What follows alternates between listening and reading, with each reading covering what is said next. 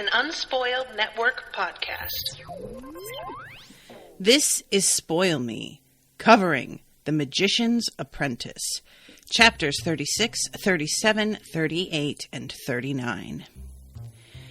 In these chapters, Stara has found out that as much as her situation sucks because her own choices have been taken away, it could be worse. And the Sachakans wind up facing off with the Kyralians again. And while the Kyralians don't come off quite as unscathed as before, they are still ahead. Welcome to Spoil Me.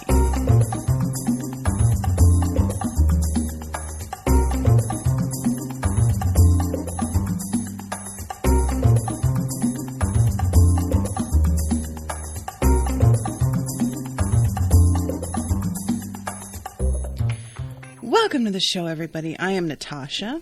Thank you very, very much to Ashleigh for commissioning this episode. Y'all, this is one of those series of chapters where in some ways it feels a little bit like you're treading water in terms of the actual forward movement of the plot.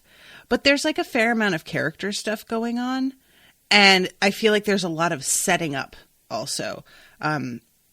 The more I cover different books and TV shows and stuff, the more I recognize that sort of pattern. And with every writer, it's going to be different. There's a more predictable pattern depending on what kind of writer they are. For example, with the Dresden Files, I do about 3 chapters per podcast, and it's pretty steady that 3 chapters set up, 3 chapters action, and then we go back to 3 chapters setup. It's not always true, but it's pretty true. And it's interesting because the last section was pretty action heavy. And I was surprised that we ran into action again as soon as we did here. I was glad because they wind up doing the face-off. But even though it is a confrontation and a battle, it still feels like a setup rather than an action sequence because of the way that it motivates them to change how they're handling magic and taking strength from regular citizens. So it feels like the battle itself isn't really quite as important as the outcome motivating them to take desperate measures, essentially. Okay, let's back up chapter 36. Stara is going with her new husband to visit some of his friends. And it's an interesting thing because, she's going to be meeting the wives. And it's not that she doesn't meet his friends, but it's a very momentary thing. She gets introduced to them. They all say how incredibly beautiful she is. And then she gets sequestered away with all of the other women. And this is one of those things that, I feel that it's really, I was going to say misunderstood. That's not fair. I think as modern women, we underestimate what a relief that might have been to women who grew up in a society like this. So what I mean by that is, nowadays, the idea of just being shoved off with other women is insulting, and it's in a way meant to be an insult in this situation as well. You are not a dude. Your opinion on things doesn't matter. You go over there with all of you guys and talk about whatever flighty shit you talk about. But the thing is, when you are in a society that oppresses you, being able to freely speak with other oppressed people is kind of a relief. So the fact that they get left to just, talk about whatever it is that they need to is pretty, freeing for just a few minutes. And this is something that I feel it's the silver lining, really, to a really dark cloud. Because as we hear about the situations that these women are all living with, it's pretty terrible. I mean, it's not really there isn't a good one. Out of all of their situations, it's easily Starla who has the best.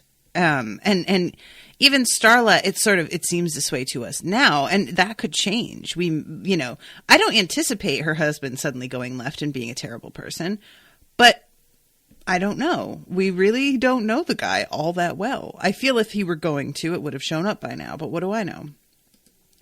So, they're coming in. He asks her to please not mention, as he puts it, my difficulty to the wives. And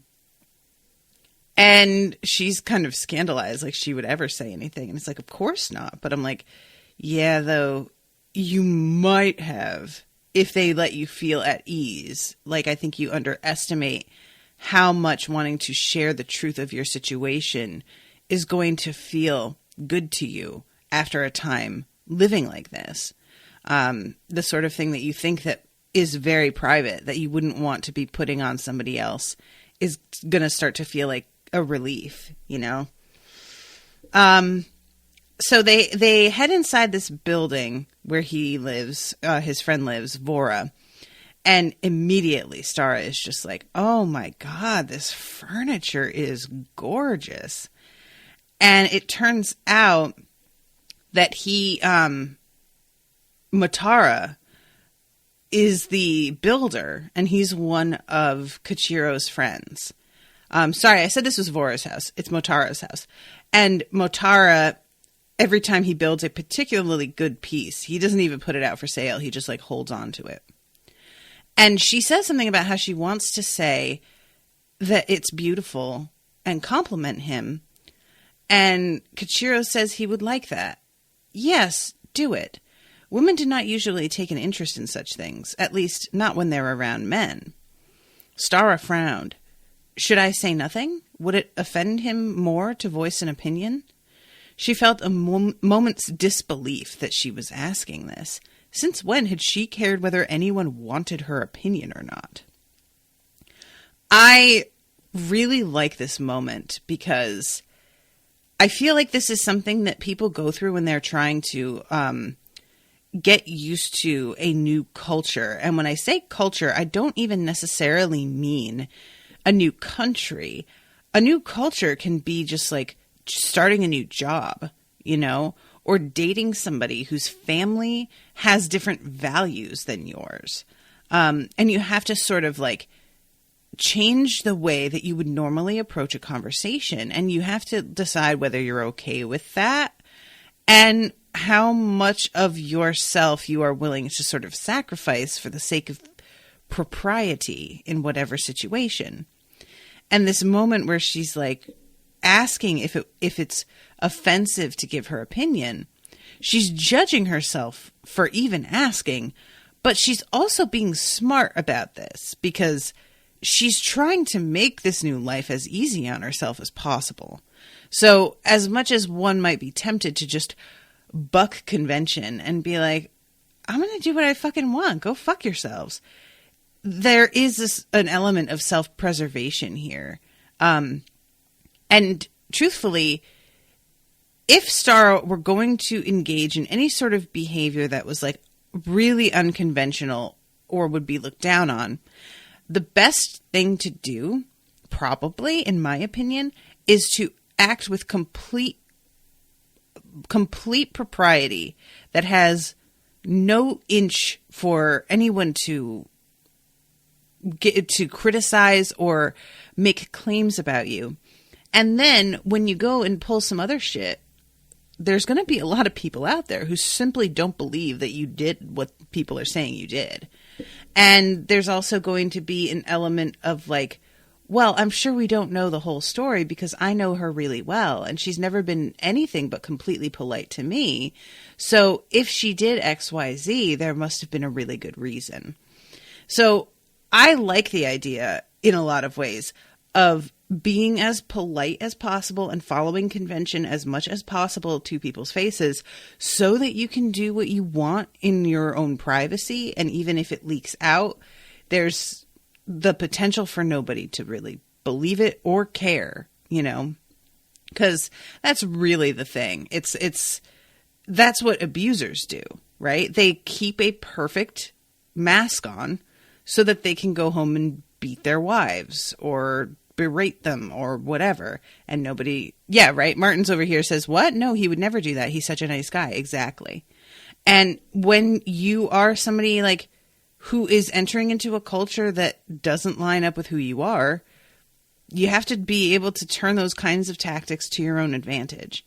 And the problem is when you are somebody like me, I have a hard time not showing exactly how I feel on my face. It's not even just about saying my opinion, because I can have the sense to keep my mouth shut plenty of the time, even though that seems like it would be an unlikely thing. I promise I can. But I have less control, or at least I feel less desire to put energy into hiding the expression on my face when I disapprove of something or I'm disgusted by something. So it's something that leads me to being pretty easily read in the end. But I think Stara is being kind of smart about this. What's so annoying here is that when she asks whether he'd be offended, Koichiro says he won't be offended, only surprised. Then he gave her that admiring smile that was so infuriatingly puzzling. I'm liking your unconventionality more and more, Stara. It is refreshing. Women are too secretive and reserved. They should be more like you, open and interested in things. Guys, you're not like other girls. You know what, Koichiro? I know that you mean this as a compliment. But when you are raising women in a society where they have to ask if it's okay to give a compliment to someone, it's unsurprising that they are secretive and reserved. And maybe saying this with this like, oh, I wonder why all these women are like this, and being really surprised that a woman who was actually raised in a whole different country doesn't act like the women of your country. That's not really so much a compliment. And saying other women should be more like this, that's all on you guys. So if you aren't happy with the way your women act, maybe you should fucking look at that, because it sounds like a you problem.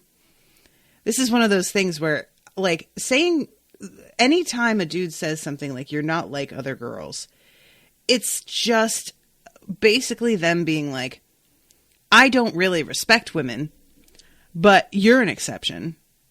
That's essentially what's being said. And that's the reading between the lines. And you can argue with me until your fucking face is blue, and I will never think any differently. This isn't a compliment. It's them implicating themselves, actually. And if any, like, I have absolutely been on the receiving end of that kind of line when I was too young to realize what it really said. And even when I received that and tried to take it as a compliment, it did bother me, and I could never really put my finger on why it bothered me so much, because it was sort of treating me as like this curiosity when I was like, I'm just I'm not doing anything that weird. Why are you acting this way? So Koichiro's trying to be nice and trying to compliment the fact that she's like interested in this stuff. And it's like, no, the women that she's about to meet have all learned that they are going to be punished or taken the wrong way or treated differently by society or any number of things on a long, long list of consequences for voicing their opinion. And Stara simply has not been subjected to most of that yet. So she hasn't learned the danger associated with a lot of the things she takes for granted in her behavior. And she's starting to learn, as indicated by her asking if it's okay to fucking give a compliment. But I mean, it's just, yeah, that was just like one of those lines that just really got to me, that it's supposed to be. And I can't tell whether or not the writer herself is aware of this. Is Trudy Canavan like really trying to make this a genuine compliment? Is she trying to be like, yeah, Stara is a real model for Sachakan women that they should all look up to? Because this is another instance of that being kind of gross. You know, Sachakan women are socialized a certain way, and they follow those social norms in a lot of ways for their own safety.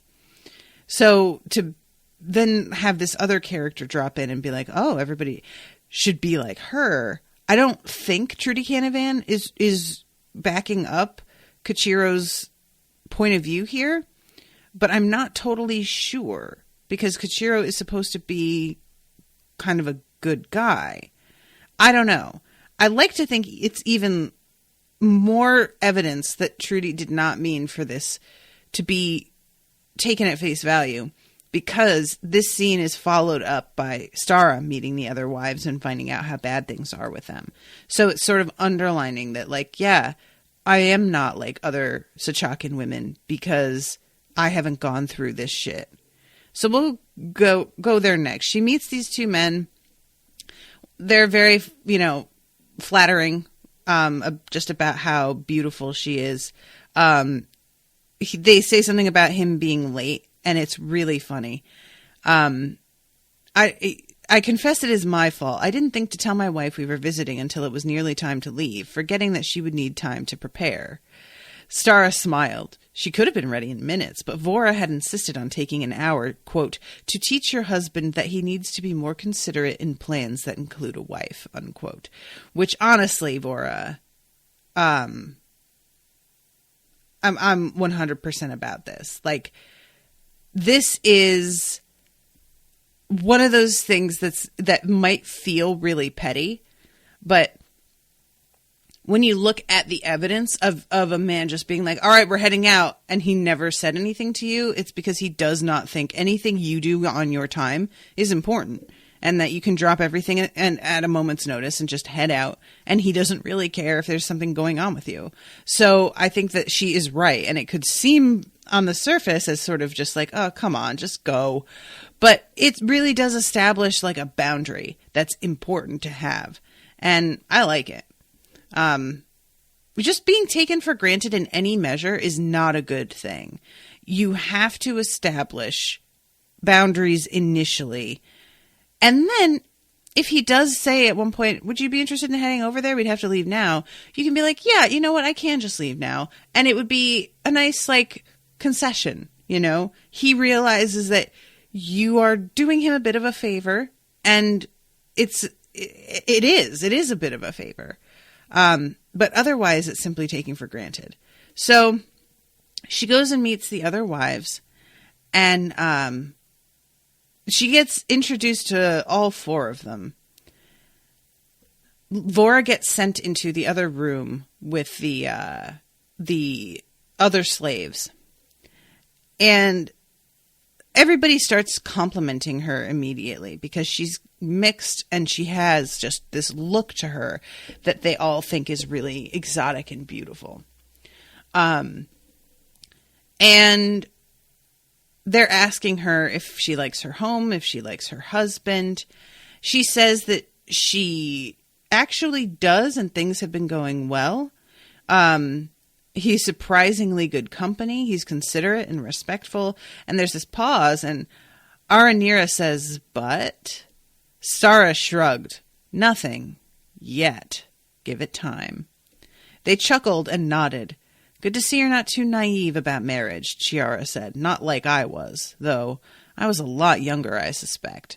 So when she says that she's 25, they're all really surprised, because the first question is, have you been married before? And she says no, and they're all like a little bit shocked. And it turns out that they got married when they were like 15, most of them. So Chiara says, we should tell you more about ourselves. I'll go first. Aranira looks at Tashana and says, Tashana was married at 15 to Dashina, who was 20. He approved of his wife greatly, but also of his and other men's many pleasure slaves, some of which were never properly cared for. From them he caught slave spot, which he passed on to her and to her first child, who died, and since she began to scar, he won't bed her. Tashana nodded, smiling despite the pain in her eyes. At least I kept my figure. Yikes. This is one of the things that I feel like is a not talked about enough aspect of men cheating on their wives, or women cheating on their husbands. In some ways, with women cheating, it's even more dangerous because a lot of the, what's the word I want? A lot of the symptoms of certain illnesses can like take a little bit longer to show. But there is a definite risk of sexually transmitted disease from a partner who is sleeping with other people if they are not being careful about it. And this happens, like, this is the kind of thing that leads to a dude or a woman, but I'm going with dude because of this particular case, being found out in the first place. A woman might not be like aware that he's cheating or even suspect anything. And then she suddenly turns up with this fucking like, you know, genital warts that she didn't used to have and realizes that fucking had to come from somewhere. And I feel like it's not spoken about enough because we all just like take it for granted that people are having safe sex even when they're cheating.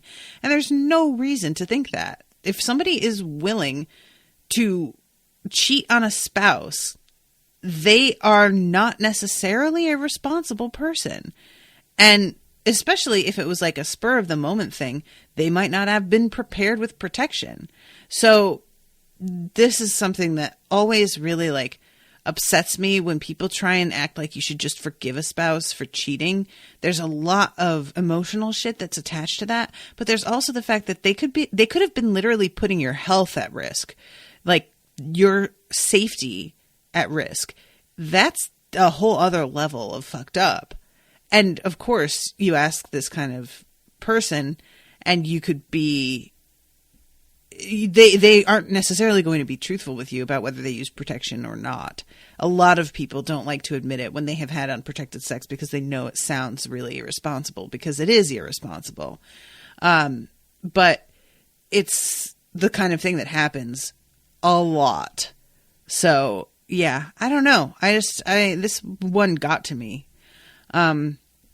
So then she goes on, Sharina was married at 18 to Rikacha, a man 15 years older than her, a man with no heart who beats her like a slave. She lost her first child after he hit her in the stomach. Motara threatened to stop talking to and trading with him if he ever hurt her again. Now he hits her only where it won't show. She has 2 boys. Sharina glanced at Stara and shrugged, but I am so lucky to have them. She turned to Chiara. Chiara was 14 when she married Motara, who was 18. Though he is sweet and generous and appears to be fond of her, he refuses to see what we all can see. She has swelled with child 12 times, birthed 8 times, and her body is worn out and broken. Each time she grows sicker and we fear it will kill her. He should let her be. Let her rest, at least. How many children does a man need? Chiara smiled. How can I deny him them? He does love them all. And me. You don't have any choice, Tashana said darkly. Sighing, Chiara turned to Aranira, and her smile was strained. Aranira married Vicaro when they were both 16. For the first few years all was well. She bore 2 children, a girl and a boy. But he lost interest in her too quickly, and in the children. It all sounded too strange until friends of ours discovered the reason. He is infatuated with another woman, a powerful, beautiful woman who desires him in return, a widow whose husband died of an illness the slaves say was too much like poison. He does not have the courage to risk my family's anger if he is found out, Aranira said, but there was doubt in her voice. So, basically, my husband low-key wants to kill me and get me out of the way so he can be with this other woman who's suddenly single, but I don't think he's going to do it. And each of them, it's really interesting the fact that they don't tell their own stories, that they each tell each other. And they each, after their story is told, have to like say one sentence that sort of seems to lighten how terrible their lives are, which of course in my mind does not work at all. It just makes it more terrible and sad. We do what we can to help each other, Tashana told her. If we can, we will help you too. So if you need help, don't fear to ask. And I like this, that there's this camaraderie that is going to automatically spring up amongst these women who have been mistreated like this. there's a lot to be said for that sort of sticking together, you know? And it's really interesting because like I was reading this and I was kind of like having that familiar anxiety with this book about her portrayal of a different culture and the fact that every single one of these women that like lives in this culture is in this fucking awful situation and feeling like, is this really fair? But then when we go back to Kylaria a little bit later, we wind up hearing about how the female apprentices are being treated and the healers as well. And they aren't necessarily in these sorts of situations, but they are still looked down on and treated as second-class citizens. And it's taken for granted that they are available to men. And it's not the same, but it's not good either. So I appreciated that that's pointed out in both cultures. But yeah, so this is like, and I like the fact that like a couple of them, their husbands actually mistreat them. But then there's like the woman who isn't mistreated. It's just that she's getting pregnant too much. And I don't know if you guys have ever known somebody who has had too many kids. My grandmother on my father's side had 16 children. 2 of them died. But it was when she got sick, it turned out to be a combination of things. She had bone cancer and she had extreme, I'm forgetting the word for the illness when your calcium has been leached from your bones. So you have like brittle bones. And this was due to getting pregnant so much that every time you get pregnant, the fetus leaches some of your nutrients from your body. And if you aren't living somewhere that you have access to prenatal vitamins and good nutrition, you're not replacing and replenishing those nutrients the way that you need to sustain yourself after giving birth. The child takes everything. And that is something that I feel, not to get on the whole topic of abortion, but when we talk about women not wanting to have children, we often don't just look at it in terms of the overall effect having a child to raise has on somebody's life. And we skim right over the fact that being pregnant is dangerous to women. It is treated as if these days, because we have modern medicine, there's no danger anymore, that we've really gotten past the point where women died in childbirth. Super duper not true. Extremely so very not true. And it's really gross to me that we've sort of taken for granted that women are going to be fine no matter what they go through because it's 2019. That's not actually the world. Women frequently die in childbirth, women of color even more. And even if they don't die, they can be harmed irreparably and their body can be changed never to recover. And this is part of the reason that I think that, you know, the treating women like they are just, oh, well, bearing that child is the price you pay for having unprotected sex is just such an unbelievably disgusting thing to say. And yeah, this woman's body being broken because she's had too many kids is that's a very real thing that happens. And I have seen it. And my abuela, when she died, was in extreme horrific pain because of her bones basically disintegrating inside of her body. Like, it was one of the worst things. And I just know that there had to have been a lot more women who died that way because there weren't any methods for preventing pregnancy, you know, or if they were, they weren't allowed. And it's just really fucking horrifying.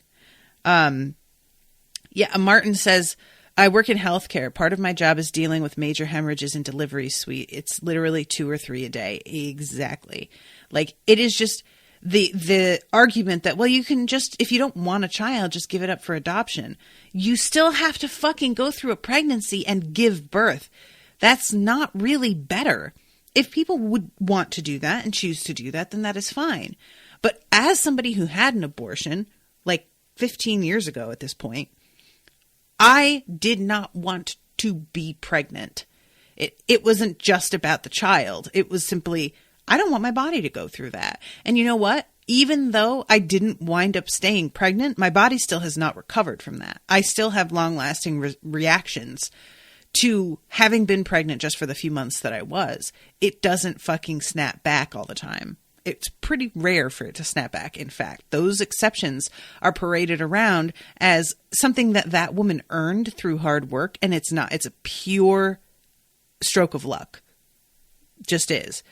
So anyway, this is just a particularly horrifying thing. Childbirth is just one of those things that I have a very visceral reaction to. And if my mother were here, she would say that it's because, like, probably in a past life I died in childbirth or something, you know.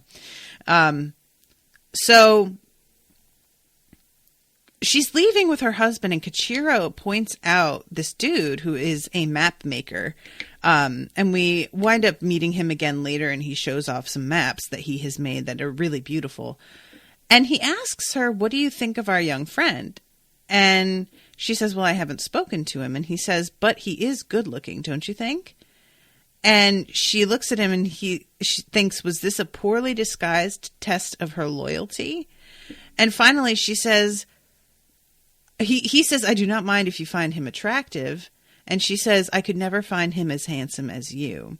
And he smiles wider and, like, kind of, you know, that ends their conversation. And she's talking about it with Vora later, and is just like, is this like him trying to get me to, like, take a lover so I can get pregnant? Or what is this? And Vora's like, I don't know, but keep your eye on this because it's weird. And I have, you know, shared my theory that maybe Kachira is like, maybe he's not interested in having sex with her because he's gay. And maybe he's, like, trying to set up some sort of, like, threesome situation where he can, like, be involved in the sexual act. So it's not like she's just straight up cheating on him, but find somebody who's, like, into the two of them, and he won't have to explain to the dude, oh yeah, I'm trying to use you to get my wife pregnant. They will both, like, have sex with her. And I don't really know how Kachira pulls that off, unless he just needs a dude in the room to, like, get him going. And then, you know, when she gets pregnant, he can treat it as if it's his child, and the other guy will never really be sure. I don't, like, that feels like the most likely thing. I don't know if he's, like, in love with the guy and just interested in him for himself, but I have a hard time believing that he would draw her attention to the dude if it was only about him. So anyway, so the next day, we go to Giant from here. That's right. I have so much left to talk about. Oh my God, guys, I spent too much time. Well, I'm going to kind of jump ahead because, like, what goes on with the Kyralians is a lot more of the same, to be honest. There's a lot of the evacuations of these towns. It's interesting. Giant has been elevated to a full magician. So he has, like, the knife, that ceremonial knife that was given to her by Dakin. And he's sort of like, did he bring this with him? Where did he find this? But the people in the towns have been informed that the Sachakans are coming. If they stay, they could be killed. And even worse, if they stay and are killed, the strength that they have will go towards strengthening the Sachakan army. So it's gotten to the point where, while there have been people who are resisting evacuation, other townsfolk see resisting as basically treason, because that's you essentially agreeing to help the Sachakans. And so Giant has actually seen some of these peasants wrapping other people up in rope and, like, picking them up and putting them in a cart and, like, hauling them out of town against their will because they are not willing to, like, leave somebody behind, which I actually really liked that detail. Giant is also really struggling with the fact that he has feelings for Tessia. And this isn't like Tessia is still in the stages of liking Giant and like having the occasional romantic feeling towards him, but then immediately being like, nah, but fuck that guy. Giant has come to terms with the fact that he feels this way. And really all that's keeping him from saying anything is the fact that they're at war and this just isn't the time to be distracted. But he's low-key waiting for this war to be over so that he can approach her. And he's watching her like getting closer and closer to Mikken, and he is not a fan. He's pretty jealous, and he's just kind of trying to put that to the side and not pay attention to it for the most part, but it's getting more and more difficult. At one point he sees them walking arm in arm, and he's just like, God damn it. So shit's going really left, and they're realizing that like there's a whole other army, another group of Sachakans that was attacking villages to the northwest. And they're trying to figure out exactly what this means. Like, are they trying to cut off the Eleens who are maybe attempting to come and help us? Are they just taking advantage of the fact that we're evacuating this area and not that one? But whatever it is, there's more people than they thought that are coming in from Sachaka, which makes sense because I don't think they are aware yet of the fact that the Sachakan king has basically given this invasion his blessing. Like, I think they still don't realize this is a totally sanctioned affair by now. So yeah, there's a lot of people starting to get involved. And they finally begin to approach the king's camp. Ashleigh's here. Hi, Ashleigh. So the whole, this thing is like, there's a lot of the real life complications of people traveling in large groups that come up in these chapters. In this chapter, we have like the meat that spoiled and some people who, cooked it, and 2 of them died, and others have just had this like really terrible diarrhea and vomiting, which, you know, bad diarrhea can kill you. It's like, honestly, I think when I read, it was like one of the top killers worldwide, because it's super dehydrating, and it also like pulls all of the nutrients out of your body as well. And it can just go on beyond the point that you actually have anything in your stomach, and then it turns to blood, and that's a whole other thing. So poor Tessia is really frustrated because this is not something that she can really do anything about, at least not magically. She can set bones, she can move physical things, but when it comes to like something bacterial or viral, that's just the whole other animal, literally. So it's frustrating her a lot that there isn't anything that she can do.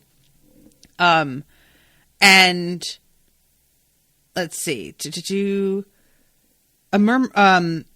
description of sensing magic repairing Reffin's body had fascinated Dakin. It confirmed what all magicians had long believed without any proof except the observation that they lived long, healed fast, and were resistant to disease. So yeah, kind of confirming their suspicions there. So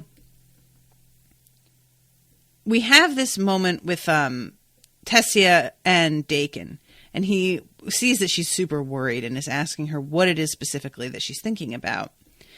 And she says, every time we gain more magicians, we have to teach them so much.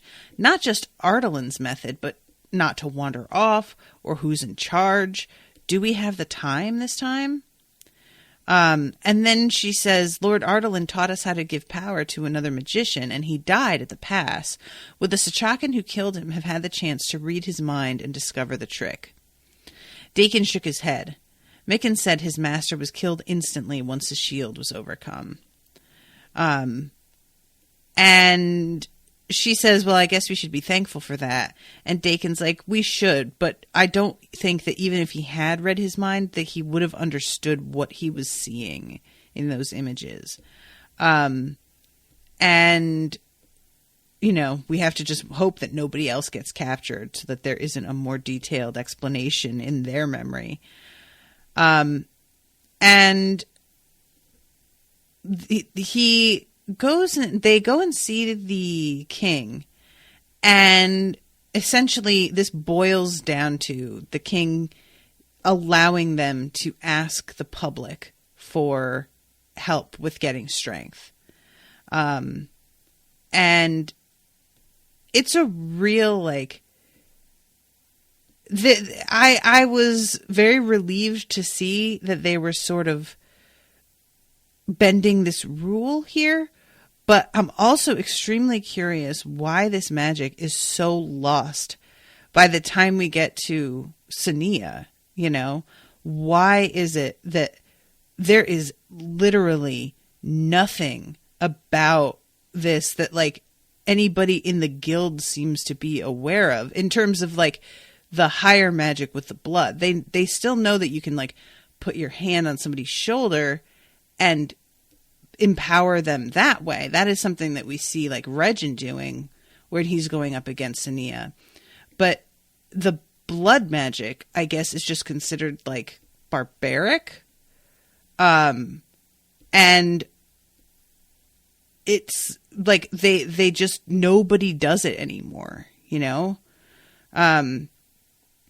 Let's see. Ashleigh says, doesn't one of the books Sania reads say they were all purposely destroyed? Yeah, and I guess that's an explanation, but it just feels so unlikely to me that people wouldn't talk about it. I'm wondering if there was, like, some edict put out that you weren't allowed to talk about it, that it was just, like, a secret that had to die with the last people who knew it, because books aren't the only way to pass information like this on. And even if you were ordered not to talk about it, if somebody reads your mind, they're going to see it. So Martin says, it also mentioned that the guild was virtually destroyed in some point in the past, so a lot of knowledge might be lost. Yeah, it was such a ubiquitous method, It's just, it's to me like if we found out that 150 years from now, they didn't know that we had showers. That kind of, you know what I mean? It's just like, it's something that they just did all the time, everybody. And they do it here to such a massive number of people. Like, later on, when they meet up with the townsfolk who are, like, all camped outside because they're all evacuated, that's hundreds and hundreds of people. None of these folks, like, tell their kids, oh yeah, the magicians all cut us and took our energy, and nobody remembers these stories and hands them down to their children, and people are like, yeah, I hear that they can use blood to take magic from. Like, it's just kind of bonkers to me that there's something happening of this scale that gets totally lost, like, to the point that nobody even thinks of it when they're wondering how Acheron can be as magical as he is, Yeah, I don't know. So anyway, I'm trying to find the part where they're talking about the enemy isn't keeping them alive to continue using them as a source. So to them, they're a limited resource. The Sachakans have their slaves, but we have the people of Kylaria. If they're willing, they could be our best resource. So the king agrees to doing this. And let's see, there's one other matter we have to address. We need time to train the rest of the army in our new methods. How long will that take? A day last time, Sabin told him, which was longer than it should have been, Dakin added. Too few of us volunteered to teach the newcomers. We had the luxury of time. I'm sure it could be done faster, Warren said, if all were willing to teach. Perhaps a few hours. Is it worth denying a few magicians their sleep for? He asked. Sabin nodded. Though we lost the last battle, it proved the value of Ardalin's gift. Though the Sachakans were stronger, they lost some of their number. We may have been weaker, but none of us died. So yeah, this is them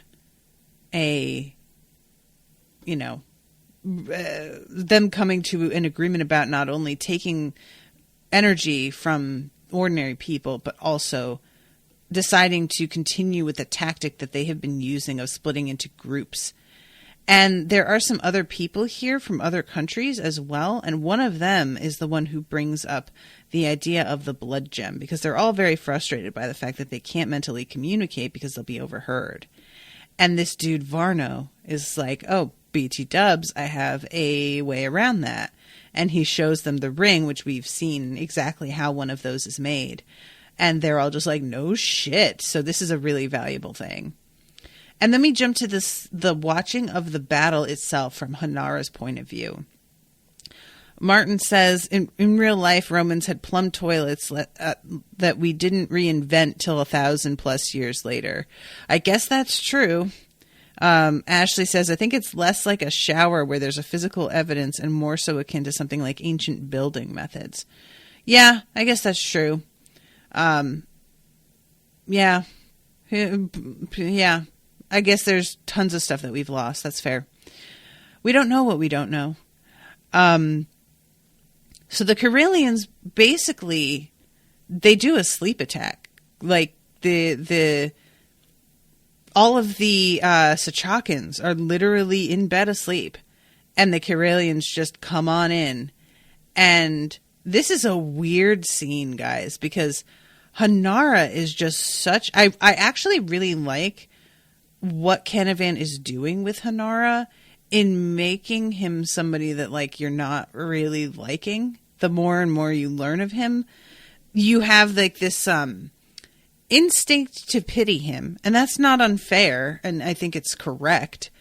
But there's also this reminder over and over again that, like, as much as you may want to save him, this is how he was raised and what he believes in a lot of ways. And it's not just going to be, like, removed from his psyche because somebody was nice to him from another country and told him he was free. This whole thing with watching this battle, he is, like, deeply on Takado's side, wanting to help. And he is the one that zeroes in on the group of magicians that is doing the actual shielding.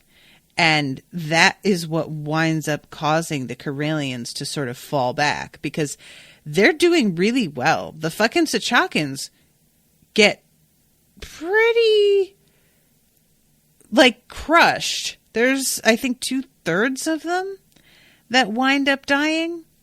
And the Karelians lost about 1/3, which is definitely more than they expected, but not as bad as it could have been. But they would have continued to advance if it weren't for the fact that Hanara sees exactly who it is that's kind of the strength of this group and that's protecting everybody and points them out. And he also feels really smug because he knows that later, when Takado is thinking back, like, who are his most valuable servants, Takado is going to remember the fact that Hanara pointed out this group of people as being the target he should focus on, and that he was right. And that will raise Hanara's esteem in his eyes. So there's a moment that's so weird here where Hanara, after he, like, tells him where to focus, and he realizes that he was right, he realized he was giggling and felt a rush of loathing at himself, followed by a contradictory pride. Yeah, it's just such a strange thing where it's just like, he isn't totally unaware of the fact that he's being pretty gross. It's not like he has no self-awareness. Like, he's not so brainwashed as to be, like, mindlessly following. He has enough awareness to realize that this is actually kind of horrific. And because we know that, having been in his head, it makes everything he does a little bit worse. Because it'd be easy to forgive somebody whom it feels like doesn't really understand. And I want to really, like, make it clear, I'm not saying that just because he has some awareness that what he's doing is gross and wrong, that it means he isn't totally brainwashed. Like, you can be sort of brainwashed by a societal expectation of you in a way that isn't the, like, brainwashed that you think of in terms of somebody having no free will. So, and that's like, you know, like internalized misogyny is that it's people acting against their own best interests because they have been taught that that's the good and respectable and moral thing to do. So that's sort of where he is. And it's just really like, it's sad and upsetting. And I think it's a really interesting like thing to think about when people like to point out that there were Black people who like served in the Confederate Army. Like, you don't know what made them do that, and you don't get to say that it was because they like really believed in the cause. That's not necessarily what was happening there at all. But and he even thinks at one point that if Takado dies, he doesn't want to live either. Like, if his master dies, he would rather be dead too, which is kind of bananas. And then he sort of stops and he asks himself, is that really true? But he doesn't have time to really think it over. But the fact that he even had that thought for a moment is really like horrifying, you know? Meanwhile, this other woman that's working with Takado, Asara, she shares with him this idea that she has, and we don't hear what it is, but he gives her his permission to go and do it. So I'm not excited to find out what that's all about. And this is when we jump to Tessia and her realizing that like there are so few female apprentices. There are 5, not including herself, and that there are like 70 males. And she can't sleep. She walks around the camp and she runs into Kylaria. And Kylaria doesn't have an assistant working with her as she's healing people because she's a woman and none of them want to assist a woman. And she says something about how things have been going with her and says that the other male healers treat her like a servant. One even thought he could help himself to my bed, but he was so obvious about his intentions. I put some papaya spice under my pillow and blew it into his eyes. They were streaming for days afterward. So basically she maced a guy who tried to rape her. And when she goes to the guild master and tells him, the guild master tells her, most people think that the only women who hang around with armies are there to service the men, and that she shouldn't be surprised if the men make assumptions about her. And Tessia is like, what the fuck? So are they making this assumption about me? Or about the other female apprentices? Or the servants? And Kylaria grimaces and is like, yeah, pretty much. They're coming to me looking for fucking birth control and shit. Like, yeah, that's precisely what's happening. And Tessia is like, oh my God, like she just never, it didn't occur to her because she has not run into that. But yeah, you know, this feels true to life. And this is when Kylaria asks her about using magic to heal. And Tessia is like, it works sometimes, but it's really just for practical stuff. It's not like I can just heal shit. And all of a sudden their conversation gets interrupted because the Sachakans are coming after them. So they pretty much have to like pack up and leave. And actually I say pack up and leave, but they don't get to pack up. Like she has to leave her dad's box with all of her, medicines and tools behind, which is pretty awful. And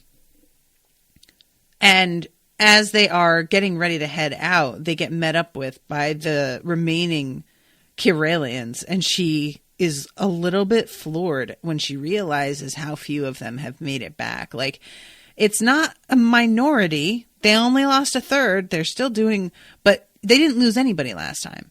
So it's clearly they were kind of getting a little bit comfortable, and they're realizing that people are going to die. That's just what's going to happen. So then we go back to Stara and have this like meeting with Chivori, the guy who does the maps. And there's some talk about Chivori's family and Kachiro's family both having fallen out of favor with the king. And so they are not asked to participate in the war because it's considered something like that's an honor. And the both of them were sort of in a position of having like, you know, Kachiro's father failed to fulfill an order because of a fire. And he like had to pay back all of this debt to the king and only just finished paying it back before he died. So they're kind of like, yeah, we're out of favor with the king, which does suck, but also we don't have to go to war, which is awesome. And they even say, I bet he would have let us go if we had asked and offered our services, but if we don't have to, we're not going to fucking do it. So I kind of liked this, you know, that there are advantages to being at the bottom of the totem pole in a way. And the maps, like Chivori is really realizing that there is a lot of danger if their king doesn't realize and by their king, I mean the Sachakan king. If the Sachakan king doesn't take a look at the way the outer edges of the country are built, he runs the risk of like, there could be Ichani that just camp out and hide in the mountains because there are areas that you could grow crops and raise animals, and that they could sort of like bide their time and rise up again. So there's a lot of like precautions that he would need to take, and he would just really need to pay more attention and be a lot more careful and not take it for granted if they do overcome the Karelians, that the Karelians could like kind of lick their wounds in return, or Ichani that disagree with him could bide their time and then try and overcome him. Like, it's just, you know, there's all kinds of ways that this could be used, but he can't seem to gain an audience with the king because of the fact that he's not in favor. And there's this weird moment where Kachiro like leaves the room and leaves her and Chivori together and like smiles at her in this way that's sort of mischievous. And she can't figure out what he wants from her. Like, she thinks that maybe he wants her to just seduce this guy immediately. And she's just like, I'm not doing that. And they have this conversation, and then she winds up leaving. And Vora comes and asks her how everything went. And she's just like, do you think if he fathered your child that he would admit to it if somebody questioned him about it? Like, do you think that's the kind of guy he is? And immediately Stara's like, yes, he most definitely would admit it. Like, it would take a couple of different things, probably specifically, but they'd be the things somebody would think of, like either discrediting him or funding his work. I have no doubt of it, which is really interesting that she thinks that and feels that way so immediately. And this is when Vora tells her that Nachira is missing. And it's very clear because the way she says it at first is like, oh, who knows what happened to her? But it's very clear immediately that Vora had a hand in getting her spirited away to be safe. And that she simply can't tell Stara without risking the location, because Stara's potentially going to have her mind read by her husband or her father. And I really liked this moment where Stara has to decide that she trusts Vora enough to not make her tell her the truth. And it crosses her mind that she could read Vora's mind, but she's like, I'm not going to do that. Like, she just doesn't want to cross that line, which I liked. So the last chapter here, I pretty much talked about this, about all of the king goes and like makes his speech to the peasants and basically is like, hey guys, so we're doing better than we thought.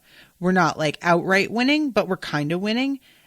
But there are a lot of them and they're picking up steam. So if we want to stay in this position, we're going to need your help with this. So if you guys are willing to volunteer for us to take some of your energy, that'd be great. And it would actually be an enormous help to us.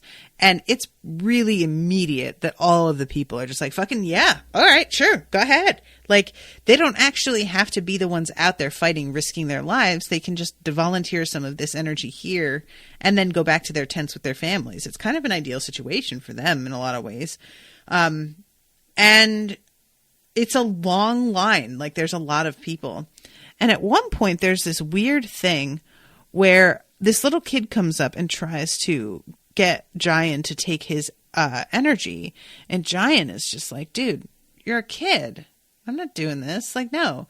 And then the kid hands him this like little square of pottery. A hole in the top had been made for a loop of leather or rope, and into the surface had been carved lines to form a stylized insect that he recognized from one of Dakin's books. An Inava, he thought. I wonder if he knew Inavas are found in northern parts of Sachaka. I don't know what this is, but I'm interested to see if it comes up again. I feel like it has to.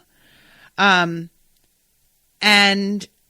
then we have the like prepping before they go back into battle.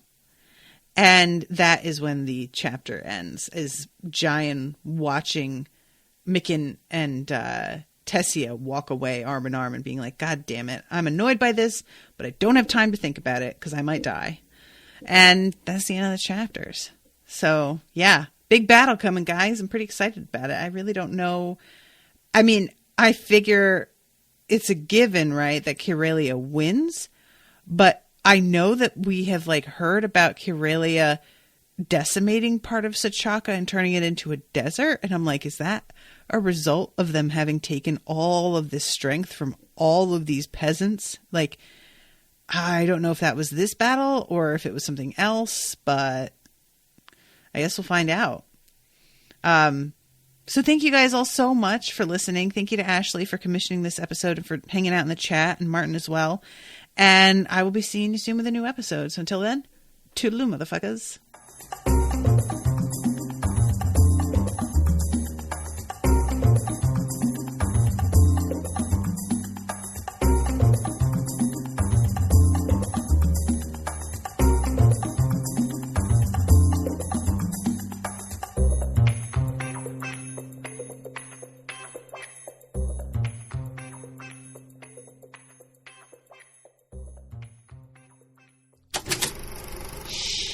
That was an Unspoiled Network podcast.